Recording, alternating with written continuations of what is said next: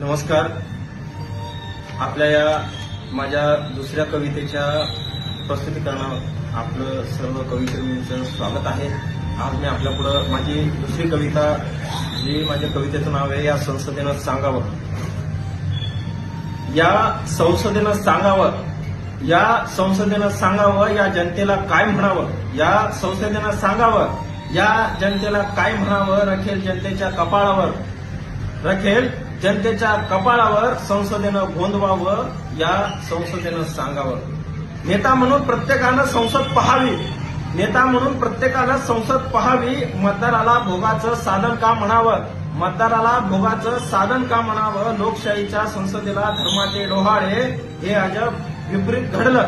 लोकशाहीच्या संसदेला धर्माचे डोहाळे, हे अजब विपरीत घडलं. साऱ्या देशाने संसदेच्या गर्भात पाहावं, या संसदेनं सांगावं. व्यवस्था जनतेच्या प्रश्नावर कधी येईल, व्यवस्था जनतेच्या प्रश्नावर कधी येईल. संसदेला तीर्थक्षेत्र तरी जाहीर करावं, संसदेला तीर्थक्षेत्र तरी जाहीर करावं. पुरोगाम्यापासून प्रतिगामी प्रत्येकानं धर्मसंसद नव्याने उभी करावी. या संसदेत तरी धर्माला खुलं सोडावं, या संसदेत तरी धर्माला खुलं सोडावं, या संसदेनं सांगावं. वास्तवाच्या पलीकडं आज काही दिसतंय, वास्तवाच्या पलीकडं आज काही दिसतंय. मतदार फक्त भोगाचं साधन दिसतोय, मतदार फक्त भोगाचं साधन दिसतोय. कोठ्यावर जशी रथक्रीडा देहाची, तसेच जनतेच्या मताची कहाणी होते.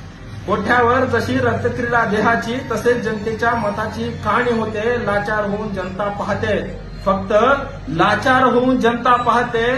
जनतेच्या पसरट कपाळावर संसदेनं निवडणुकीच्या शाहीनं गोंदवावं. मतदाराला का रखेल म्हणावं, मतदाराला का रखेल म्हणावं, या संसदेनं सांगावं.